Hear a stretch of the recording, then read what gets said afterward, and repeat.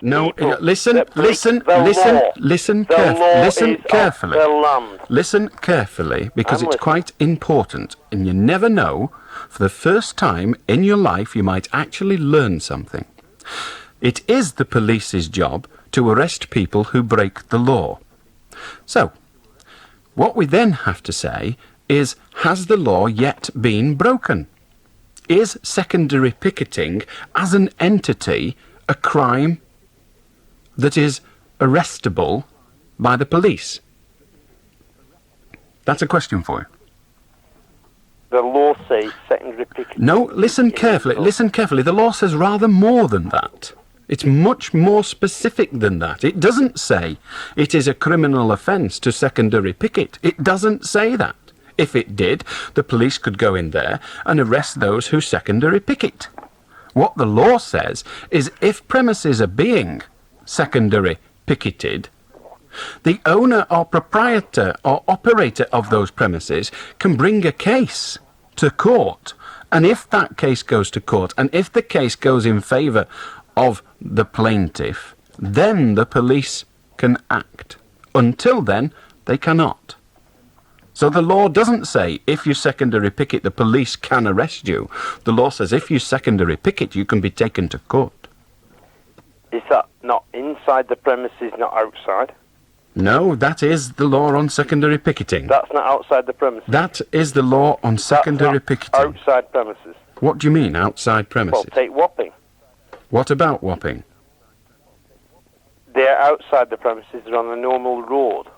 If you're talking about causing obstruction, that is a separate matter. If you're talking about causing an affray, if you're talking about other crimes, yes, the police have a responsibility and a duty to act, and indeed did so at Wapping, did so at Grumwick, and did so down the road in Warrington when Mr. Shah was having his game. So, the police do act when crimes are committed, but they are not in a position to act simply for secondary picketing. It requires the person being picketed or the company being picketed to bring a case to court. In this case, and in previous cases, the employers have chosen not to.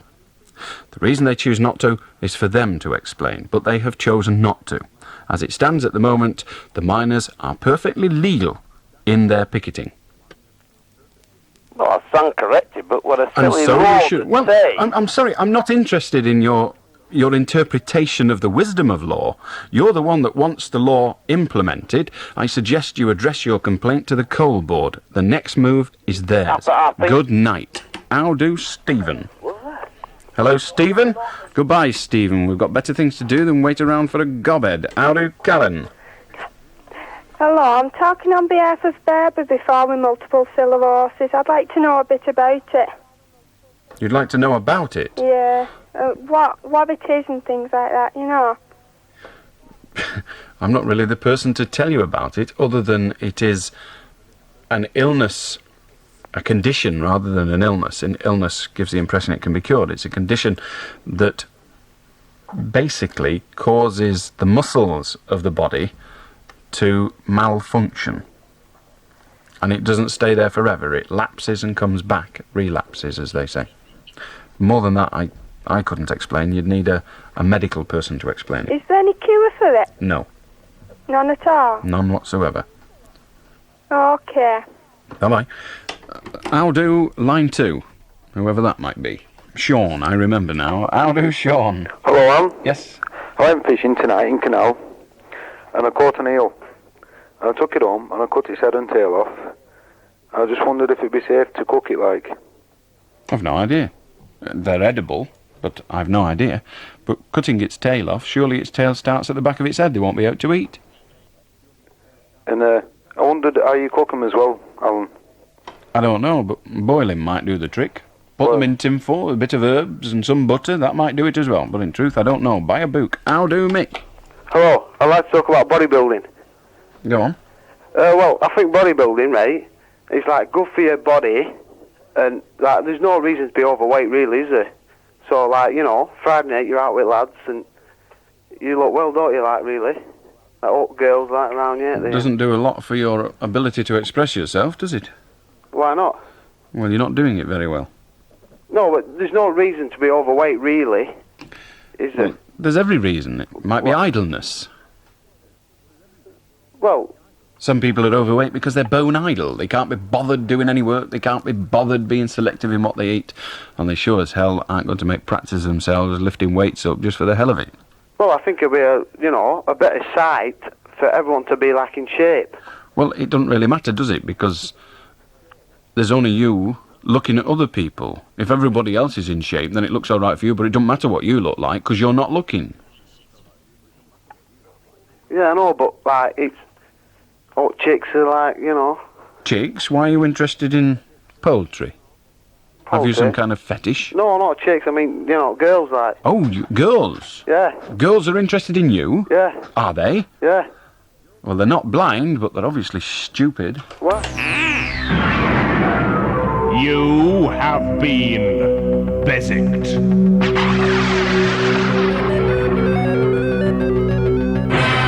Yeah, there's no reason to be overweight, is there, right, I mean, it's really smart, and all chicks are interested in me. What a gomless prat. I take it all back. I thought women were intelligent. If they're interested in that gobbeted little toad, then they're obviously not. How do, Donny? How do, Alan? I'd like to talk about the recent pools when he won £1,300,000 on pools. I think it's ludicrous. He's claiming social security and he's going down to complain about it while he's getting £2,057 interest every week. Who's claiming social security? The chap who won the pools, his son, is claiming social security. Yes. And every week he's getting £2,057 interest. Well, what is the difference? What his dad gets doesn't matter, does it? I mean, how old's his son? His son's 22, Alan, but he's got... So why should his dad look after a 22-year-old son? He's living at home, Alan. Doesn't matter, why should he? Why should the social security have to pay money to him while his dad's getting £2,057? Because the social interest? security is not in a position of saying to people, your dad's rich, get the money off him. Otherwise, they'd say it to everyone whose dad was rich. I think the situation is absolutely ludicrous, Alan. Why? Because he's got that much money, he can live No, he forever hasn't got with any. it, No, and hang on, who are we talking about? The claimant or the guy with the money? The claimant. The claimant's got no money, that's why he's on social security. But his father's got £1,300,000. Doesn't matter what his father's got. Alan. It doesn't matter what his father's got. The guy is entitled to it legally. So why shouldn't he get it? Well, what's your own opinion on it, Alan? I've just told it you. You're stupid to death. But I think it's really... Well, we don't want to know what you think. We've heard what you think. Do you think people should be told that we will not pay you money, you must get it off your parents? Well, Just answer the question. I know it's a difficult one for a lad with your intellect, but here it is again. Do you think people should be told by the state that we will not pay you benefits because your father's rich? I do. You do. What if his father says, well, I don't like the little pig, I'm not giving him any money? Well, Alan, I'm asking you, what if his father says that? Well, Alan, What if his father says that? But he won't, will he? We're not interested in whether he would or he wouldn't. It does happen. What if the father says that? Should the state say, well, that's not our problem, you sort it out with your dad. In the meantime, die of starvation. End of conversation, Alan. Quite right. Goodbye. Sorry you lost. How do, Neil? Hello, Alan. Can you tell me who won the cricket match you played in? Depends on which one. I play in a lot. No, the Red Rose. It's no good saying no. Which one? You said a couple of... Have you got a Red Rose Radio 7-Up car sticker in your car? If not, get one now, as we're giving away £5 a day, Monday to Friday, throughout July, August and September to owners of cars seen with one of these stickers. To get your car sticker, send a stamped addressed envelope to Red Rose Radio Promotions, P.O. Box 301 Preston, and tune into Red Rose Radio to see if your car's been spotted. This promotion is run in association with Red Rose Kitchens of Moorbrook Street, Preston. Just what you need. What's that? It's a new one-stop discount shop now open in Preston. Oh, yeah. And just what do I need? Household goods, day-to-day things and that sort of stuff. But what about the prices? Just how you like. Low. How low? Very low. Just what you need at the top of Fishergate, next to the cinema Preston, and also at Cleveley's.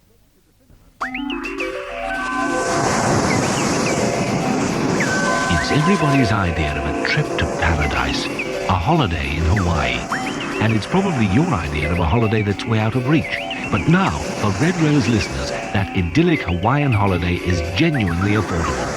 For £599, we'll spend 2 nights in Los Angeles and 9 in Hawaii. The price includes transport, flights and hotel accommodation. When you consider the standard airfare alone is nearly as much as that, I think you'll agree this is an outstanding holiday offer.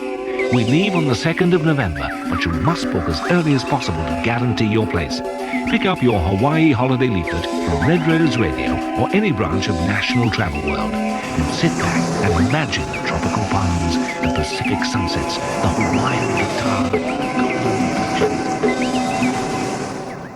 Can't make my mind up whether that was the sea or whether it was just a bad copy of a sound effects record.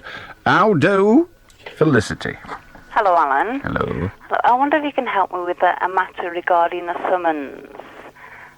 My husband was stopped on his motorbike for speeding, and he was given one of these forms, the HORT 1. A what? HORT 1. Go on. Where you're going to produce your license Production within slip, yes, go on. That's right, given time. And which he did on the same evening that he was stopped. Now, he's received a summons, and in addition to the Schedule 1 for his actual speeding, they've named about 6 other offences in connection with the fact saying he hasn't got an MOT or insurance and all the other documents, which he'd produced on the same evening. We went to the police station and checked that they had got all that information, but in the statement of facts received in the summons, it says that inquiries revealed that he didn't have a current driving licence and insurance and all that type of thing. Now, he didn't particularly want to appear in court. I mean, he was going to just plead guilty to the fact he was speeding, and that was that. But obviously he's not going to admit to all the other offences. Well, has he got a driving licence? Oh, yeah. Was it in existence at the time? Yes. And he's got a copy of it there? Yeah, well, he took all his documents. Well, never mind what he did with his documents. I'm asking Yeah. questions now. Oh. So, well, I've got your information so far. So when he goes to court, he can plead not guilty because there is his driving licence that's been in force all the time. But he obviously was pleading guilty to the fact that he was speeding, which... Well, he can still do that. So he will have to appear in court, would he? If he's going to plead not guilty to the other offences, yes. Oh, so... Otherwise, he's got to put his case, hasn't he? So would he not bother writing a letter? You know, they give you a form, don't they, at the end saying guilty and plea of absence, but obviously he's only pleading If he's guilty only to part. pleading guilty to part, then he's entering a not guilty plea for the other bits. So is it useless writing a letter? Would he just have to appear? If he enters a not guilty plea for any of the charges, the court case will be adjourned, and he'll be given a new date at which he will be required to appear. So, or he'd be a fool not to appear, because if he doesn't appear, then he's not going to put his case, is he? so should we write a letter anyway, stating that, because, you know, we've obviously got the reference number of the fact that he did go in the police station and they did have all the... It would be wise to write a covering letter, fill in the form correctly, and send a covering letter for the attention of the magistrates, and explain that you have all this information. Give the references and everything, but do not send the documents. Keep those, they're your evidence, and tell them that you have this information. Okay? Yeah, so what happens about the police officer that's making these allegations that are false? Nothing. I mean, is it just this a clerical error? Or it is probably an administrative error. Nothing's going to happen because police officers... Can't be wrong. Yes, they can, but they have to be allowed to be wrong sometimes, otherwise they would never arrest anybody. I see. If they only ever arrested people who were absolutely, totally and utterly guilty, no one would ever be found not guilty. I can't really understand how it could happen, but I suppose... Well, it's a simple process of somebody's not checked the documents properly. I don't mean your husband's documents, I mean the documents actually in situ at the police station. Because the police station where we took his documents, they send a top copy of that to... That's right, but it may well have gone astray, mightn't it? These things do happen. All right? I see, yeah. Smashing. Thanks very much. Ta-ra. Bye. How do... Andrew. Andrew's gone. How do Graham? All right, Al. Yes? Ringing up to find out about... Right, say you've got a 50cc moped and you put a 100cc barrel and piston in it. Do you still run under the same insurance of a 50cc bike? No. You don't? No. So... If you change the size of the engine, either by replacing the engine or by altering the performance of the engine or the cubic capacity of the engine, you are required to notify your insurance company. Indeed, it tells you on the insurance company proposal form that they want to know of any amendments you make to the vehicle. What are the consequences if you was to get stopped and checked? technically you could be prosecuted for driving without insurance. Worse still, you could find yourself making a claim against the insurance and it not being paid. Rightio then. Okay, I'll do Eddie. Hello, Alan. Hello. I'd like to talk to you on the subject of car driving tests. Go on. I feel that there shouldn't be an age limit on driving a car. Why not? I think, right, that if you could pass the test, no matter what age you were, then you should be able to drive a car. I disagree with you, and the simple reason is that the driving test is not a measure of your driving ability and your driving capability, just an ability to reach a certain standard. However, it doesn't measure your maturity and your ability to make serious decisions that you have to make when driving. That's about all we can say, really, because right now it's news time.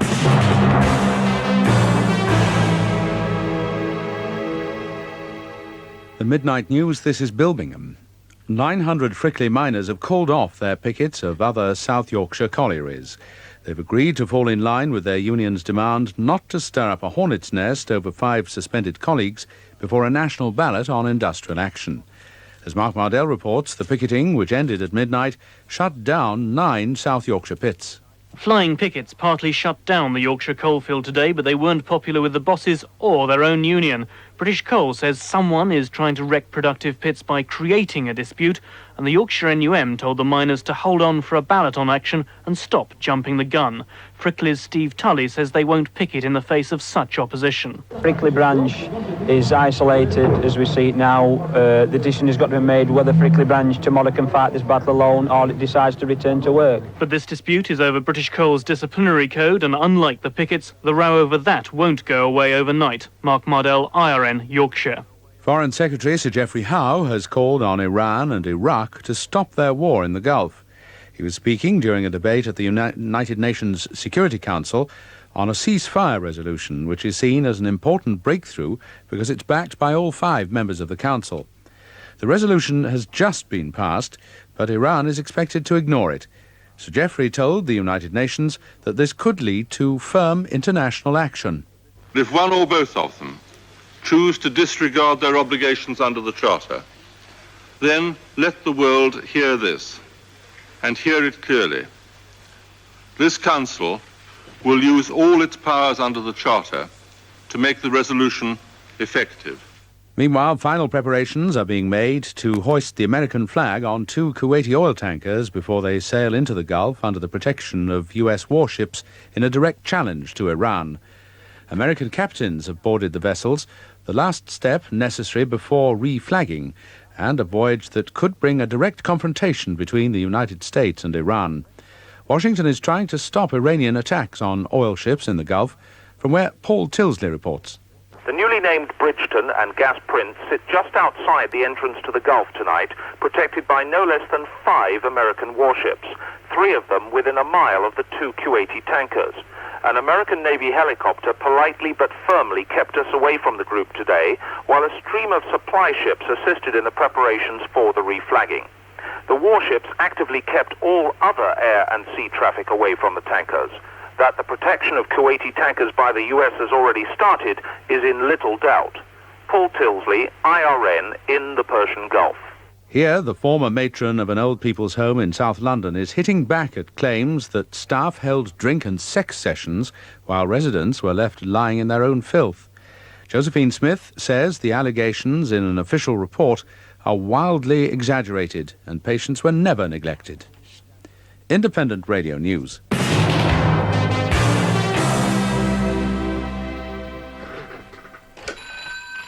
Ring him if you dare. Allan Beswick, the Late Night Show. Welcome to Tuesday at 3.5 minutes past midnight. If you wish to join us on the phone in, the telephone number is Preston, that's 0772. Preston 561000.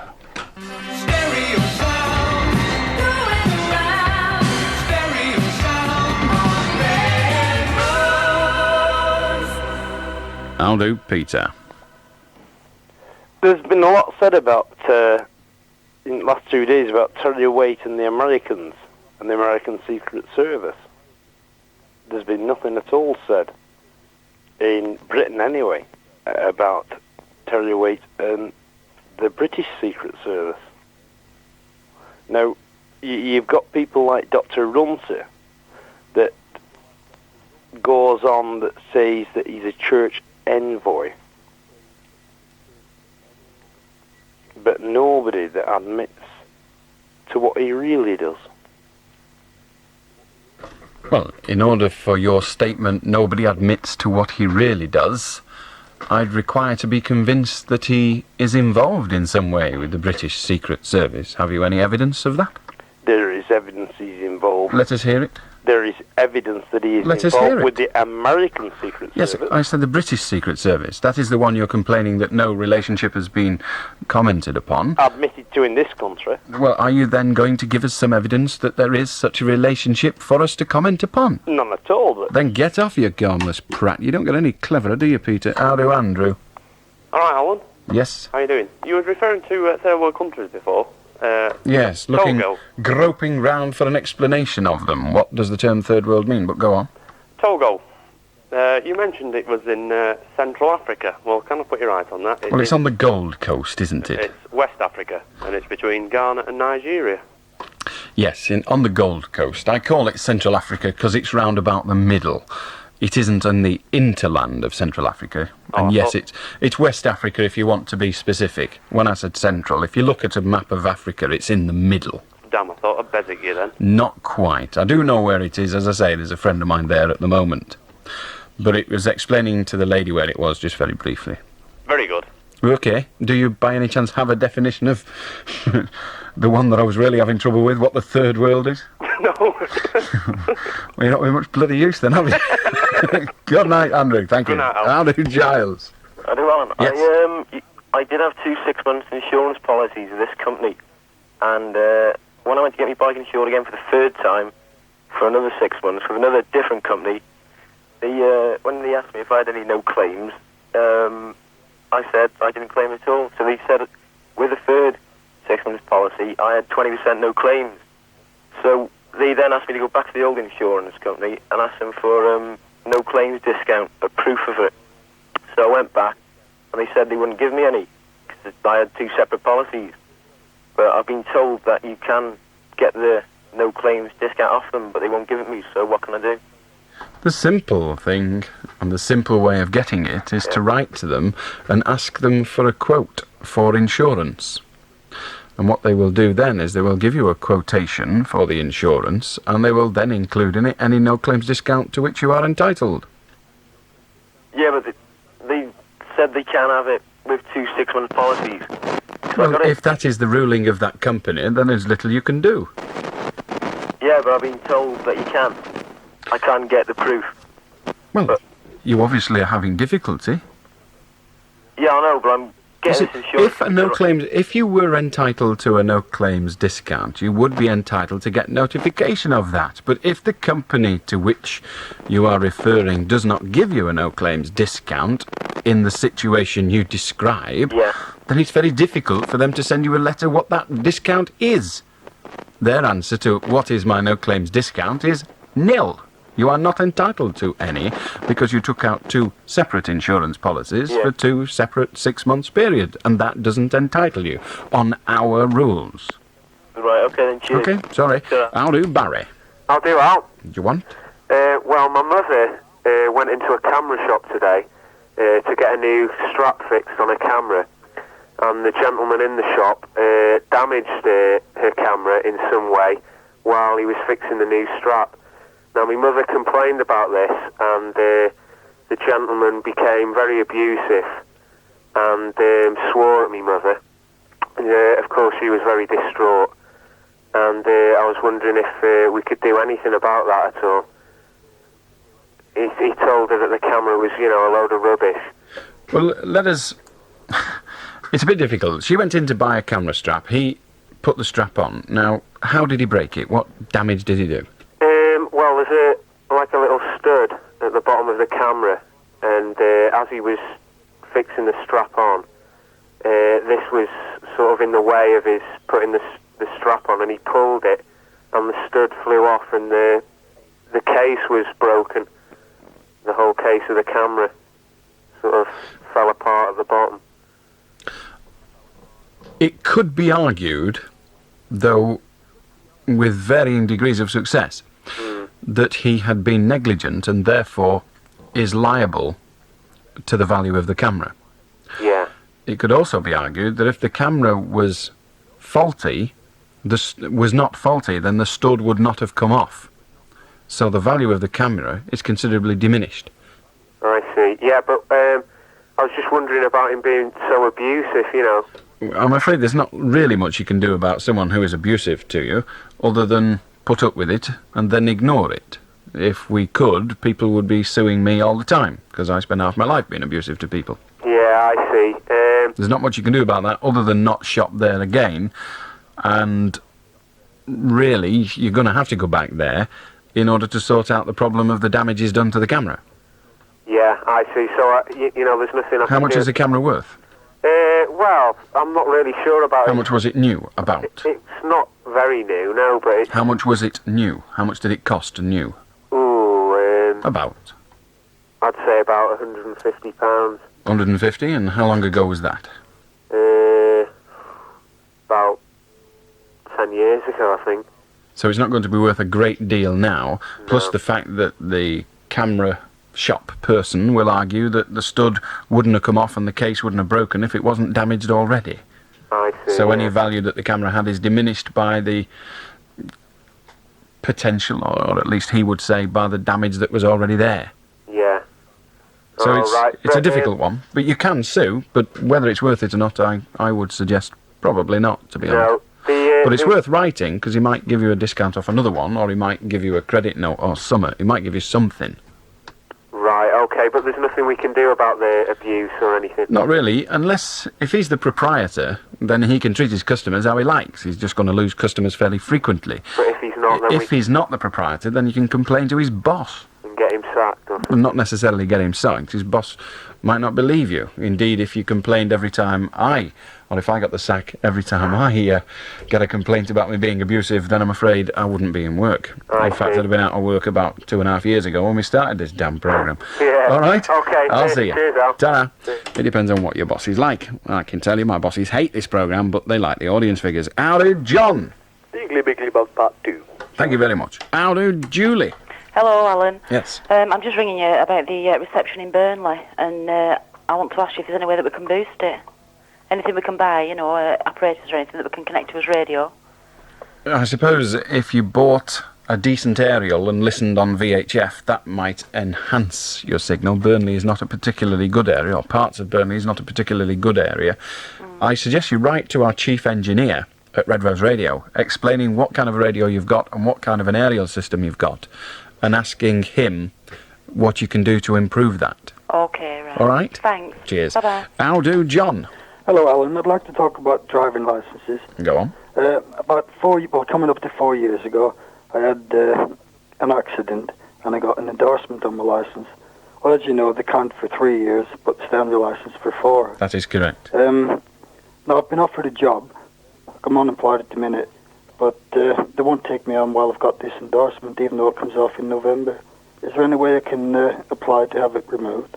Yes, you can. You can go back to the magistrate's court that endorsed your licence and ask them to remove it. And now that it's out of force, they would be more amenable to a decision to remove it. But that takes time. How long's it got to run? Well, November. November? Yeah. It might take you to November to get a case hearing, or a hearing date, and then get the decision, assuming you were successful in your application, then get the decision, and then get the DVLC to give you a clean licence. I honestly, I don't know what sort of a job it is other than a driving job. I don't think any employer worth his salt would say that the endorsement is there, so you're in trouble. You're not having the job. What you can say to him is, look, the endorsement is no longer in force. It was over 3 years ago. Yeah. Well, what's the idea of them keeping it for 4 years even though it doesn't count? I'm not really sure. I can't work out the thinking behind it. The only thing I can come up with is they want it to have a little bit of effect for a year onwards. Yeah. That's all I can come up with. There may be something else, and it may be that I'm I'm totally critical when I shouldn't be. But to be honest, I can't think of anything other than they want the police to know when they stop you that you've got an endorsement or had an endorsement less than 4 years ago. I can't think of any other reason for it being there, to be honest. Okay, Alvin. Okay, mate. Right, cheers, Wish you bye. luck. I'll do Edna. Hello, Alan. Hello, Edna. I'd like to talk about car numbers. When you get your own particular initials on a number plate, what do they give you for it? Has that other car been discontinued, or what do you get? I'm not really sure what your question is, although I've got a rough idea. Are you suggesting, say I bought AB1 as a number plate, and I put it on the car I've got now? Yes. The car the number came off, you want to know what number that car gets. Is that correct? Yes, or would it sort of be took off the road, sort of old or something? Well, it depends on the age. Obviously, if it was an old car, what they tend to do is they put the number on a scrappy old car, and then you scrap the car and keep the number. What you used to be able to do, but I don't know whether you still can, is you used to be able to change numbers. Take the number off car A and put it on car B, and put the number on car B on car A. That used to be possible. I don't know whether it is still the case. Yes. What they can do is when you take the number off car A and put it on your car, that leaves car A without a number, and a new number is issued. The new number is such as to show that it has been re-registered and it is not a new car. I think it's a Q letter that they give. Yes. So instead of it being, I don't know, D274SFV, I think mine is, it takes me a year to learn my registration number, you know, and then they replace my car and I'm buggered again for another year. But anyway, it's D274SFV. Now, if I put that number on something else, if I knew someone called Simon Frederick Vincent, and he wanted that number, then I sell him the number, and then I would apply for a new number for my car, and I would get a number that was Q something or other. Yes, so kind of odd. You're profiting out of that, aren't you? I mean, they are sold now quite a lot of money. Well, yes, the individual with a particularly desirable registration number, anyone that's got the registration number AB1 will be required or could sell it for something like £50,000. Yes. So, as much as all that. As much as all that for that one, because it's much sought after. There's a lot of famous ABs. Yes. Well, I've often wondered how it worked, but because my son's always been interested, and his in the market seemed to be very high in initial. You know, I can give you the initials, whether I should do or not. Well, I'd be interested. Go on. TJT. TJT? Yes. Well, there won't be a big demand for that. Has he ever looked in the better quality newspapers? He looks every week, does he? He looks in the trade papers, and they do seem to make quite a lot of money. Certainly some of the numbers do. It depends on the rarity value of the number. I very nearly bought a car some years ago. Well, I did buy the car, but the number being issued at the time was LED, and the person who I was sharing my life with at the time had initials LED. And we very nearly manipulated it so that we got that car because it was being registered in Wigan, and that was the number at the time. In fact, it was being registered in Warrington. Wigan don't register for themselves, but it was LED. And so we tried to get it from there, and it didn't quite work out, but we'd have had that number for free, as it were. Now, if we wanted to buy LED, we'd have had to pay someone that's already got it. Yes. Okay. Depends, I suppose, on the demand. There are quite a lot of people in our area who do have these personalised numbers. No, you live in a better area than I do, love. There's nobody got them in our street.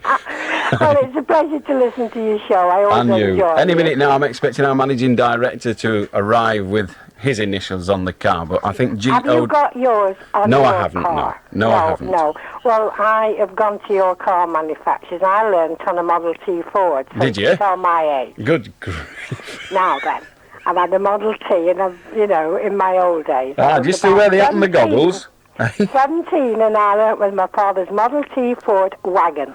Good grief. Well, and I've that's driven wagons for the lovely soldier to in talk the to you, war. Anna. So I've had 50 years, but I'm afraid I've had to pack in. My eyesight isn't too good. Yeah, well, you're better off out of it I'm now, better anyway. off the road. I know my limits. Anyway, nice to talk to you, Alan. And you, bye-bye now. Thank you, bye. Bye-bye. As I say, I'm expecting our managing director to get his initials on the car, but I think GOD1 has gone. How do, Graham? How do, Alan? Yes. I'd like to talk about the recent government privatisations.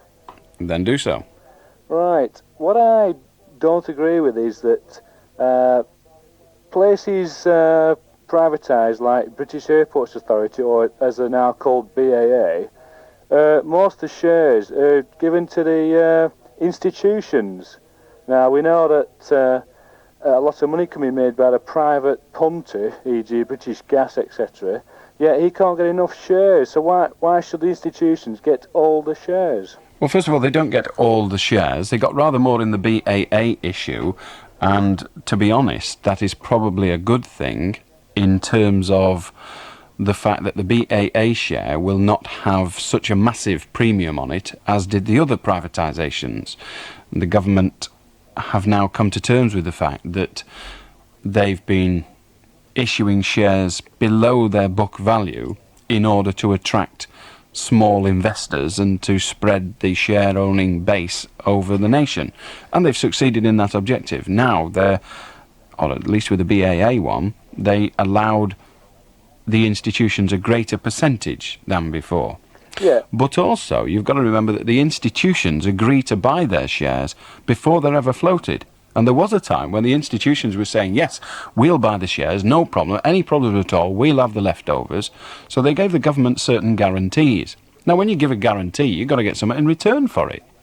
Yeah, but during, like, now that the privatisations are so popular, there's no need for the institutions to guarantee it, because Well, there is still anyway. There is still a need, although all the major share issues recently have been oversubscribed. The bubble is going to burst one day, and it would be an unwise government indeed that didn't, should we say, insure against such a situation. And if that means that they lose a bit of their principal or they lose a bit of their money, then so be it. But it's a very sensible political decision. Yeah, but isn't the guarantee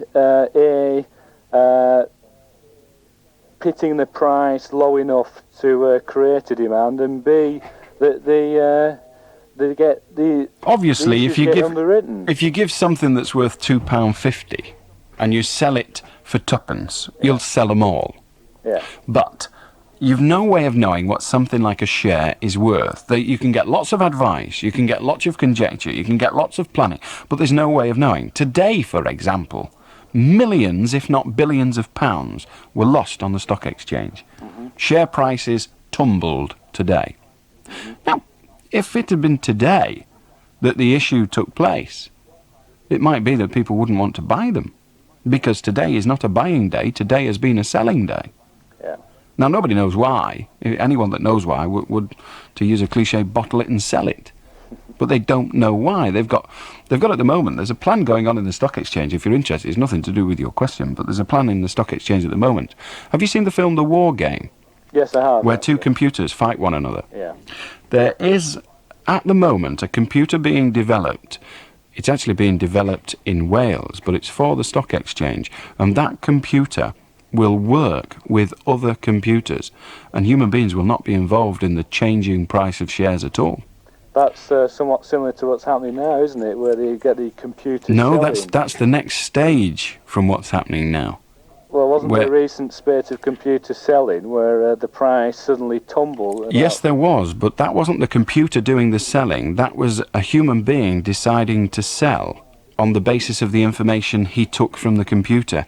This is a step beyond that, where the two computers talk to each other and make a decision on buying and selling purely on information within their database, not referring to human beings at all. In other words, they will be programmed to make decisions. And that, for me, is frightening. Anyway, well, to get back to the point, the reason the shares were sold in the way they were was that the government A, owes something to the institutions and decided to give them some of it back. B, the pricing was such that they didn't expect as many small shareholders to apply. Your point A is interesting. What do they owe to the what do they actually It's owe a matter to of them? principle. They don't owe any money. It's a matter of they owe a principle. The city, to give it a collective term, the city underwrote all the early share issues and actually didn't get as much out of it as they wanted. But got well paid for it. They don't really get well paid for it. It depends on what your definition of well paid is. If you consider how much profit was made by individuals, let's say you bought British Gas shares. I don't know what they're trading at today, but it's a considerable profit. Well, nearly £2. Nearly £2. And you were charged £1 for them or something, weren't you? 50 Yeah, pence, wasn't 50 it? pence, yeah. And you've now got to find another 50 pence fairly soon. But the city would have made a lot more money if they could have bought all those shares than they would have made, or did make, from offering guarantees. And that's where it all gets sort of grey, if you like. Yeah. There's no doubt about it that the government ought to reward the city. If it's going to be a Conservative government, it ought to reward the city for the way the city has assisted it in launching these shares. I see. And the CAA was one such reward. And they've also got to say to the city, look, we are looking after you, because when they start to privatise water, it isn't going to be the same. The average punter, if he's got any sense at all, isn't going to grab shares in water, because that ain't going to be as lucrative. No, yeah, I see your point. Now. Okay? Yeah, Thanks for your call. Thanks for your interest, anyway. Bye-bye. Bye-bye. You should listen to the money programme on Radio 4. There was a very good explanation of that a couple of Saturdays ago, but you won't be able to listen to it for a few weeks because it's off for the summer. Howdy, Graham. Hello, Alan. Yeah, as a part of a recent weekend training course I've recently been on, I had to attend a seminar which is sort of vaguely on psychology and things. And one of the subjects which arose, sort of from an upshot of a description of the physiology of the brain, was the subject of free will. And the argument which sort of naturally came out of the description was the one which was against free will. It didn't leave room for free will to be around. And the argument, something along the lines of the brain being a physical thing. I mean, it's full of, I think there were words like colloid dropped and all that sort of stuff, brain, means. But the brain's a physical thing, and anything inside the brain, thoughts and so on, is going to be physical.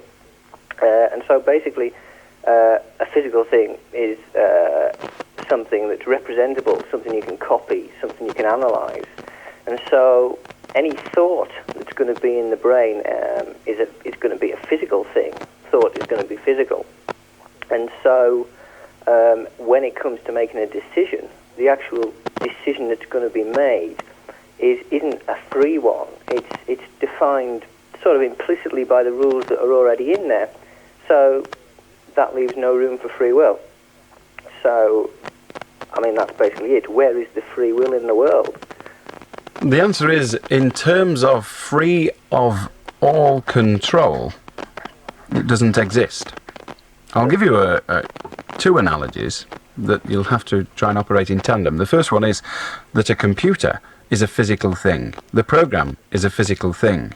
But the impulses that cause the computer's program to make decisions are not physical in that they can be properly measured. They're little things going on, little electrical impulses all over the place. Little pieces of, should we say, tape that have been magnetised and demagnetized in certain ways in different degrees. That's one analogy, just as your description of the brain. Well, it's a weak analogy, but an analogy Yeah, nonetheless. because actually that computing is what I do. Right, but it's it's a weak analogy. Yeah. The other one, which is perhaps a better analogy when we're talking about the freedom, is the off-licence. We hear of a free off-licence. Now, the free off-licence is able to purchase from wherever it wishes. It can purchase its beer supplies, its spirit supplies, from wherever it likes. But of course it can only purchase them from anywhere where they're willing to sell them. In other words, it can decide, for all it likes, to sell Singapore Tiger beer. But if nobody's prepared to sell them Singapore Tiger beer, or they can't find a supplier of it, then that freedom is impaired. So there's no freedom at all. They are free to decide, but they can only decide from the options available. And the same applies with the brain. It is free to make decisions, but it can only decide from the options available. Yeah. So there is no free will, there's no such thing as freedom. It's like justice, it doesn't exist. So you're agreeing that free will doesn't exist Mm-hmm. from that point. That's interesting. I mean, I can see what you're saying there. I mean, it seems to be a little bit of a twisting because I think what you're saying is that the rejections that the brain makes of all the decisions it comes up with, and it says, well, I could do this or this or this or this or this. It says, well, I won't do the first one because, and I won't do the second one, so it rejects certain options. Yeah. Yes. But surely the fact that it's going to reject that is already defined inside the brain. I mean, if you were to be keen on computers, we'll use computers. If you were to put all the information of what was in the brain as it was making some decision and sort of speed up the process, you could come out with the answer well before the brain did. Yes. Sort of say X is going to do this. Yes, the freedom is not a freedom of choice, but a freedom to select from the ranges or the range of options with one's history, background, and, I suppose, metabolism to do so. I mean, the brain cannot decide to make my body do a 100-yard dash in 7 seconds. It can decide to try, but it cannot decide upon its achievement because it's physically impossible for me and for every other man, it would seem.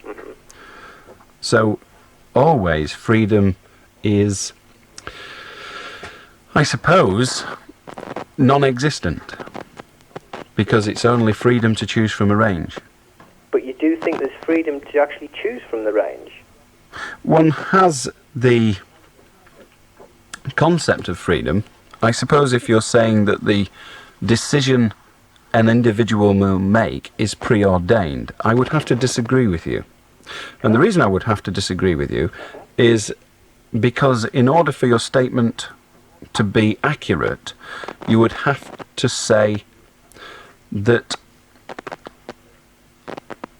an individual would make the sensible decision every time. Sensible in terms of that is the one it really wants. We decide sometimes to do things that are harmful to us.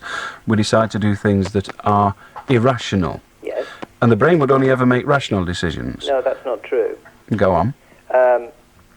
The fact that the brain makes an irrational decision is in fact discernible from whatever's in there. If you were to examine the brain and look at all of the possible combinations, you would actually know what combination was going to come out, because you would look at how the brain was organised and you wouldn't say, yes, it's going to do the logical Right, thing. well, okay, I follow that, and I will accept it. However, I will say that it is an academic point, and I'm sure you agree anyway.